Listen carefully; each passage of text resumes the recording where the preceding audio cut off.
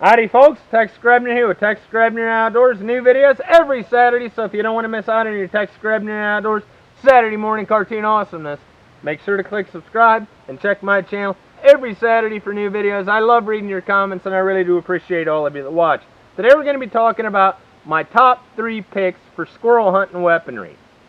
I am a bow hunter, so I love hunting squirrels with a bow and arrow. I am not particularly good at it, so it's kind of handy that I prefer rabbit over squirrel.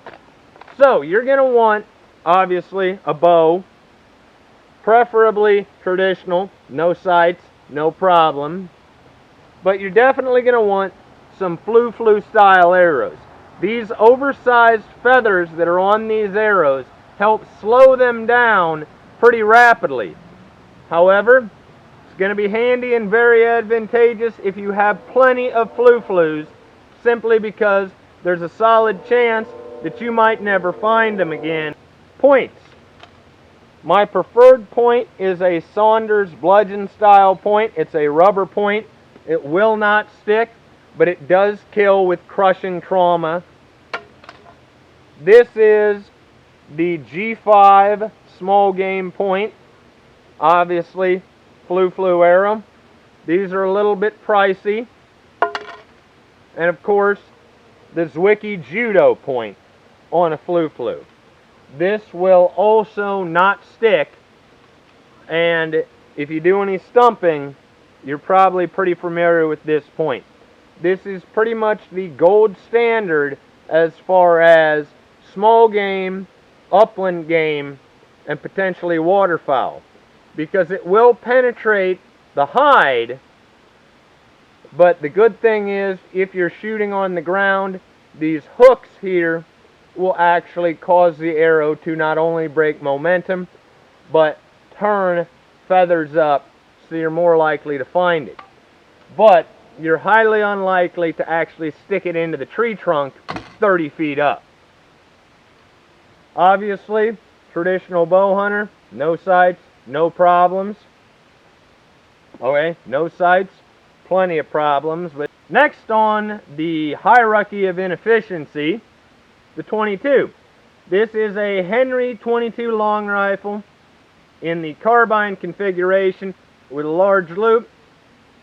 More than accurate enough to hit squirrels in the head at the distance that you would assume that you would be shooting squirrels in the head at with the iron sights. It does have a dovetail mount, so you can mount a 4-power scope on it, but I prefer the iron sights. Very light, very handy, large loop on it so you can take it deep into squirrel season and deep into rabbit season, but it does fire a single projectile, so you've got to have a damn steady hand. Also, because a 22 will travel very far, it's also kind of advantageous to make sure that you're only shooting squirrels directly into the trunk rather than shooting them when they're out on limbs. But I don't get to tell you your ethics, I don't get to tell you your morality, but you are obviously responsible for every shot that you fire. Now we come to the old standby, the single shot 410. This is an Easton Arms model, modified choke, 3-inch chamber.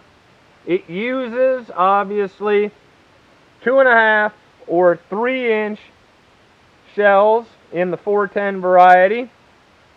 Very simple, very handy, very lightweight.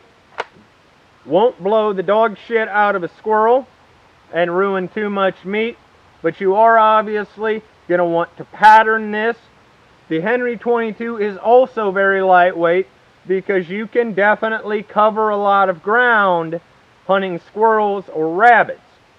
So you are going to want to pattern this, but if you're into eating squirrels, this is definitely going to be much higher percentage than the 22 and exponentially higher percentage than trying to hunt squirrels with a bow and arrow.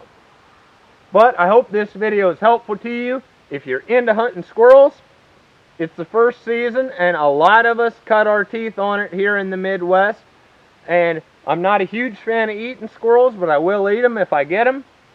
But I just love hunting them. As always, God bless all my sportsmen of America. Join the NRA to protect our rights. Peace out, my friends, over at SOETacticalgear.com.